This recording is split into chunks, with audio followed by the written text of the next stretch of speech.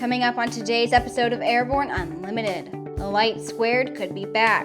Boeing ends Embraer agreement, and the Blue Angels and Thunderbirds conduct multi-city flyover.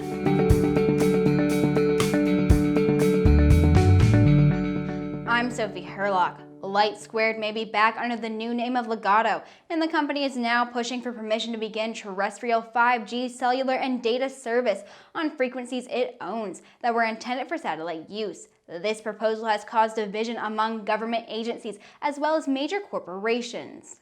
Their proposal is similar to the plan the company brought forward in 2012, which faced major opposition before being rejected by the FCC. However, the FCC recently revised its position and approved Ligado's proposal. Commercial and general aviation interests are both opposed to the new plan, as it could cause interference with GPS signals, increasingly relied upon for air traffic separation and aircraft navigation. The Department of Defense has also come out strongly against the proposal as a technology that could cost billions of dollars to replace GPS equipment and military aircraft. We'll be right back with the rest of the news. Finally, a modern, affordable four-seater without compromise. Turbocharged Rotax 915 IS power, 155-knot cruise, 800 nautical mile range, 1,000 feet per minute climb, and all that at 8 gallons per hour. Don't compromise. Check out the Sling TSI today at airplanefactory.com. There's a difference between charting a steady course and pushing for the ceiling.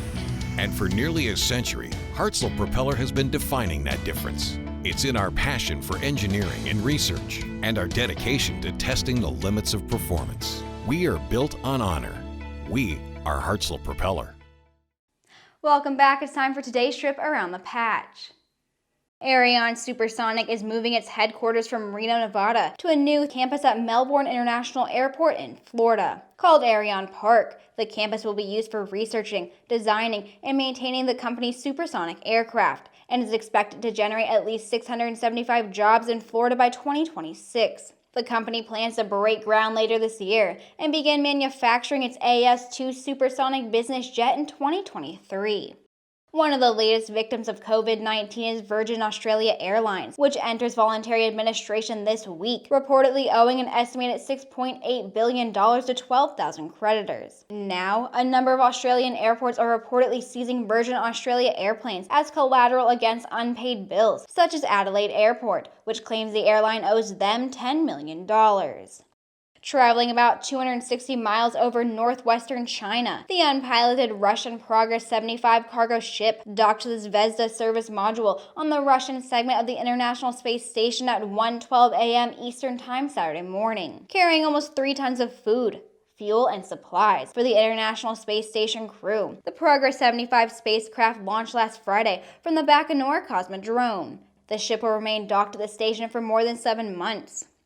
Sarah Nelson, International President of the Association of Flight Attendants CWA, sent a letter to Secretary of Transportation Elaine Chao and Health Human Services Secretary Alex Azar, calling for face masks to be mandatory for flight crews and passengers. Nelson notes, since flight attendant ability to practice social distancing is challenging in the aircraft cabin and on most other forms of public transportation, it is essential that we wear masks as often as possible, so long as COVID-19 remains a threat to public health. In addition, passengers on all modes of public transport should be encouraged to wear masks in the short term and mandated by emergency regulation as soon as practicable. Nelson also recommended the federal government put a temporary ban on leisure travel until the pandemic is under control. We'll be right back with the rest of the news.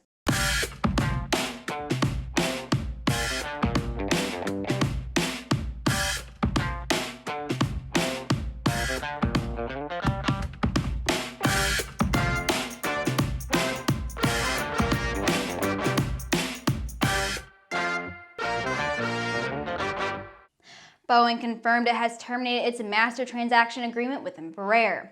According to Boeing, the parties had planned to create a joint venture comprising Embraer's commercial aviation business and a second joint venture to develop new markets for the C-390 Millennium medium airlift and air mobility aircraft. Under the MTA, April 24th was the initial termination date, subject to extension by either party if certain conditions were met. Boeing reports it's exercising its right to terminate after Embraer did not satisfy the necessary conditions. Boeing has worked diligently over more than 2 years to finalize its transaction with Embraer. Over the past several months, we had productive but ultimately unsuccessful negotiations about unsatisfied MTA conditions. We all aimed to resolve those by the initial termination date, but it didn't happen, said Mark Allen, president of Embraer Partnership and Group Operations. However, Embraer says they strongly believe that Boeing wrongfully terminated the MTA and manufactured false claims as a pretext to seek to avoid its commitment and pay Embraer the $4.2 billion purchase price. The company believes Boeing engaged in a systematic pattern of delay and repeat violations of the MTA. In a show of national solidarity, the Blue Angels and the Thunderbirds will conduct a series of multi-city flyovers called America Strong. This collaborative salute from the Navy and Air Force will recognize healthcare workers, first responders, and other essential personnel, while standing in solidarity with all Americans during the COVID-19 pandemic. The two demonstration teams will fly over areas of the country hardest hit by COVID-19. Starting next week, as both joint and individual team flights occur every 1 to 2 days until mid-May. In order to reach the maximum number of Americans, some portions of America Strong will feature only the Blue Angels or the Thunderbirds, while others will include both teams flying in their signature Delta formation simultaneously. And that was our last story of the day. Thanks for watching. Don't forget to click subscribe and to check us out on Facebook and on Twitter. For more aviation and aerospace news any time of the day, head over to aero-news.net. I hope you had a great start to your week. I'll see you Wednesday.